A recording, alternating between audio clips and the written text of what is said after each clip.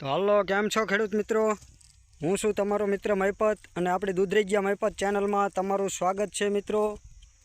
તો મિત્રો, આજે આપણો કપાસ ઉગી ગયો છે અને કેટલા પિયત આપ્યા મિત્રો, કેટલા દિવસ આજે થયા છે અને કેટલાની જારી આ વાવેતર છે એ બધી માહિતી વિડીયોની અંદર આપું. પછી કયું આપણે બિયારણ વાવેલું છે એ પણ માહિતી આપું. તો વિડીયો પૂરો જોઈજો મિત્રો, અને ચેનલમાં નવા હોય તો ચેનલને સબસ્ક્રાઈબ કરી લેજો. તો મિત્રો, આપણે આ જે કપાસ છે એનું વાવેતર આપણે 80ની જારીએ કરેલું છે. 80નું આપણે પાટલું રાખ્યું છે, જેથી કરીને આપણે મિની ટ્રેક્ટર આખું પાટલામાં ચાલ્યું જાય. એટલે આપણે 80ની જારીએ વાવેતર કર્યું છે.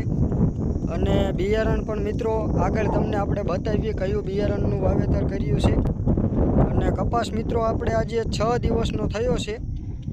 અને આપણે એક પિયત પહેલાં કોરવાણ આપ્યું હતું, પછી 2 દિવસ પછી આપણે વરસાદ થઈ ગયો હતો એટલે બીજું પિયત નહોતું આપ્યું અને કપાસ આપણો ઉગી ગયો છે. અને આવો કપાસ ઉગ્યો છે. અને આજે આપણે આમાં ખાલા હોય તે ડબર આપણે પૂરી દીધા છે. જો આવા ખાલા હોય તે આપણે અહીંયા કપાસિયા નાખી દીધા છે. અને હવે આપણે આજે પાણી પાવાનું છે. તો હવે આપણો કપાસ સહેજે લાંઘો મારે છે, જો કરમાઈ જાય છે તડકાના હિસાબે.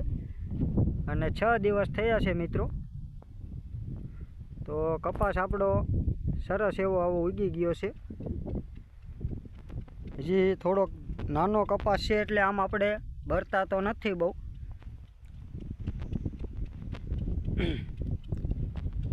તો મિત્રો, આમાં આપણે નિંદામણ તો બીજું કાંઈ બહુ નથી થયું, પણ તલ ઉગ્યા છે.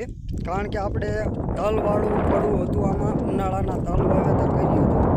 એટલે જો આવી રીતના જ્યાં જ્યાં આપણા તલ ખર્યા હોય ત્યાં ત્યાં આવા તલ ઉગ્યા છે. બાકી બીજું કોઈ એવું નિંદામણ થયું નથી. તો ભલે ચાલો મિત્રો, તમને આગળ આપણે બિયારણ બતાવી દેવી કયું બિયારણ વાવ્યું છે તે.